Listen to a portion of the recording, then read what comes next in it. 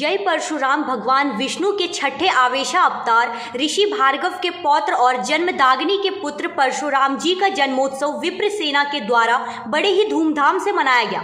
इस मौके पर धनसार के होटल सिद्धि विनायक से भव्य शोभा यात्रा निकाली गई। शंखनाद ढोल नगाड़े के साथ परशुराम की जय घोष से धनसार से झरिया तक सड़कें गूंज उठी। मौके पर धनबाद सांसद पीएन सिंह, विधायक राज सिन्हा, बागमारा विधायक ढुल्लू महतो, भाजपा नेत्री श्रीमती रागिनी सिंह भी मौजूद थी। हजारों लोग इस शोभा यात्रा की शोभा बढ़ा रहे थे। तरह तरह की झांकियां नृत्य करती मातृ शक्तियां थी। यह शोभा यात्रा झरिया भ्रमण करते हुए झरिया के ब्राह्मण धर्मशाला में पूजा अर्चना के साथ भंडारा और 56 भोग के साथ समाप्त हुआ। प्रशासन भी मुस्तैद दिखी। प्रस्तुत है सहयोगी शशिकांत दुबे के साथ पंकज सिन्हा की रिपोर्ट। तो हमारे साथ ये पूरे कार्यक्रम के संयोजक रितेश शर्मा जी हैं। हम बात करेंगे उनसे कि भाई जिस प्रकार से द्वापर युग में श्री राम की सेना चली थी, आज कलयुग में रितेश जी ने परशुराम की सेना चला दी। और आज के मतलब कि इस कार्यक्रम का पूरा संयोजक पूरा बहुत सा दारोमदार आपके ऊपर था। कैसा लगा आपको? भगवान परशुराम के चरणों में नमन करता हूँ। और सर्वप्रथम मैं आपको ये बता दूं कि मैं इस पूरे प्रोग्राम का संयोजक नहीं था। हमने एक विप्र सेना की स्थापना की थी, एक जोड़ने का मैंने प्रयास किया था। आज का जो ये सफल आयोजन आप देख रहे हैं, जो लोग देख रहे हैं, मेरे अकेले काम नहीं है। इसमें हमारे बहुत से सदस्य हैं जो धनबाद से, झरिया से, महिला समिति, सबका भरपूर योगदान है। सबके कारण से ये आज कार्यक्रम सफल हो पाया है। मेरा काम तो सिर्फ सबको एकत्रित करना था। बाकी अलग अलग डिपार्टमेंट, चाहे झांकी का डिपार्टमेंट हो, चाहे यात्रा हो, रैली, बाइक रैली हो, स्वामी प्रसाद हो, रैली को मतलब संभाल के लेके चलना हो, सबके लिए अलग कमेटियां बनी थी, उनके एक संयोजक बने थे। उन्होंने अपनी टीम बना के सबने मिल के इस कार्य को इस अंजाम तक पहुंचाया है। एक कुशल सेनापति का हमेशा यही कर्तव्य होता है कि वो दूसरे मतलब ये सारे कार्य का श्रेय अपने सेना नायकों को ही देता है। फिर भी चलिए, बहुत अच्छा सफल रहा। आपके हिसाब से कार्यक्रम सफल रहा? मुझे लगता है कि जिस तरफ से हमने बहुत अल्प समय में ये कार्य का बीड़ा उठाया था, उसको देखते हुए हमें इसको अपार सफलता हमें मिली है। अगर इसी तरह हम एकजुट रहे तो आना वो कदम दूर नहीं, जबकि अगर हम धनबाद से चलते हैं तो झरिया तक हमारा रेला खत्म नहीं होगा। सही है। तो क्या ये मतलब कि प्रत्येक वर्ष ऐसी कायम रहेगा? ये जन्मोत्सव तो हर वर्ष बनेगा, चाहे मैं रहूं या नहीं रहूं, वो तो भगवान परशुराम बनते आया, बनते रहेगा। इसके अलावा भी हम पूरे साल में अलग अलग समय पर अलग अलग कार्य भी विप्र सेना करती जाएगी। तो हमारे साथ धनबाद के सांसद पशुपतिनाथ सिंह जी मौजूद हैं। हम इनसे बात करेंगे शस्त्र और शास्त्र का ये अनोखा मेल। परशुराम भगवान विष्णु के छठे अवतार, आवेशा अवतार, जिनका जन्म ही सतयुग और त्रेता के संधि काल में हुआ था, इनके बारे में कुछ बोलिए। देखिए, भगवान परशुराम विष्णु के अवतार रहे और एक बहुत खुशी की बात है कि भगवान विष्णु के अवतार दोनों एक साथ आए, भगवान श्री राम और परशुराम। जब आप देखे होंगे धनुष यज्ञ के समय दोनों शिव भक्त थे। भगवान विष्णु भगवान शिव को बहुत मानते थे। जब धनुष तोड़े तो वो काफ़ी गुस्से में थे कि कौन, लेकिन उनको आभास हुआ कि यह विष्णु ही जी हैं, तो फिर उनका गुस्सा समाप्त हुआ। चलिए, बहुत तो निश्चित रूप से आस्था है हम लोगों का, यह आस्था के प्रतीक हैं भगवान।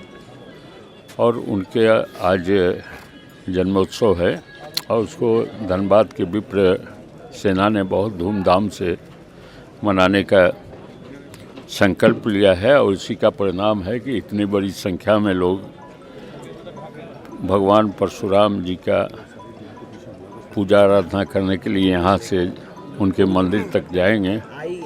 निश्चित रूप से भगवान परशुराम का आशीर्वाद हम सबों को मिलता रहे और सबके जिंदगी में खुशहाली आता रहे। फिर आप लोग ले लेंगे। ये परशुराम जी को अवतार क्यों लेना पड़ा? परशुराम जी को अवतार क्यों लेना पड़ा?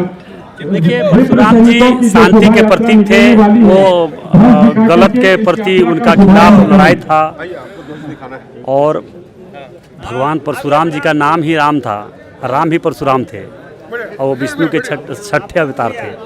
इसलिए वो शांति के लिए शस्त्र उठाए थे और परशुराम के भक्त को मैं अपने ओर से हार्दिक रूप में बधाई देता हूँ। चलिए बहुत बहुत धन्यवाद। इधर है राज सिन्हा जी, एक मिनट सर, एक मिनट जरा सा। परशुराम ने जिन परिस्थितियों में अवतार लिया था, क्या आपको लगता है कि आज वैसी परिस्थिति बरकरार है? बिल्कुल, आज तो बहुत ही आवश्यकता है जी। और हम सब जितने सनातनी हैं जी। हम सबको परशुराम जी से इस बात की प्रेरणा लेनी चाहिए जी। कि हम शांति के दूत हैं, हम शांति के पुजारी हैं। जी। लेकिन जहाँ अगर कोई अन्याय करतेगा या सनातनियों पर किसी की नज़र टेढ़ी होगी तो हमें शांति और भाईचारा स्थापित करने के लिए, विश्व बंधुत्व अपनाने के लिए, कि विश्व बंधुत्व रहे, उसके लिए हमें शस्त्र उठाने से परहेज नहीं करना चाहिए। यह परशुराम की जयंती से हम आज संकल्प लेंगे और प्रेरणा भी लेंगे। चलिए बहुत बहुत धन्यवाद। तो अब हमारे साथ रागिनी सिंह है, भाजपा नेत्री।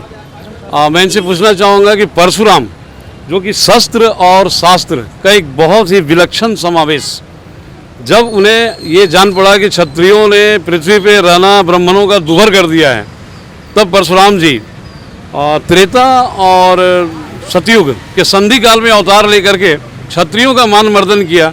ऐसे परशुराम जी जो ब्राह्मण के अवतार में आए थे, भगवान विष्णु के छठे अवतार अवेसा अवतार कहे जाते हैं, और इनका जो अवतार बड़ा विचित्र है क्योंकि इसमें शस्त्र और शास्त्र दोनों का बहुत ही विचित्र मेल है। वैसे परशुराम जी के बारे में मैडम क्या बोलना चाहेंगे आप? थोड़ा सा चला आ रहा है, ये परंपरा है जी। जो उन्होंने एक पूरे विश्व में ये उदाहरण किया है कि जो ब्राह्मण के प्रति उन्होंने ये आगे बढ़ चढ़ के उन्होंने जो कदम उठाया, इसके लिए हम सब आज भी उन्हें चरण स्पष्ट करते हैं। और आज देख ही रहे हैं कि विप सेना की ओर से हजारों की संख्या में पद यात्रा से लेकर गाड़ी भी काफ़ी संख्या में यहाँ लोग हैं।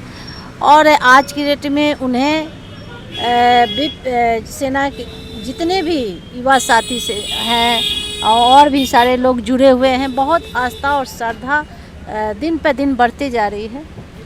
मैडम, परशुराम जी जब अवतार लिए थे उस समय पृथ्वी पर बहुत ही ज़बरदस्त आतंक था। क्या लगता है आपको आज भी परशुराम की आवश्यकता है?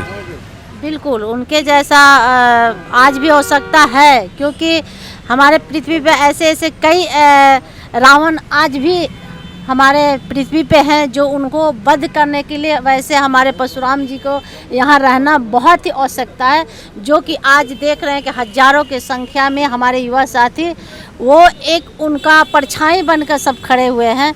ऐसे में हम सभी युवा साथी को ढेर सारा बधाई और शुभकामना देती हूँ। चलिए बहुत बहुत धन्यवाद।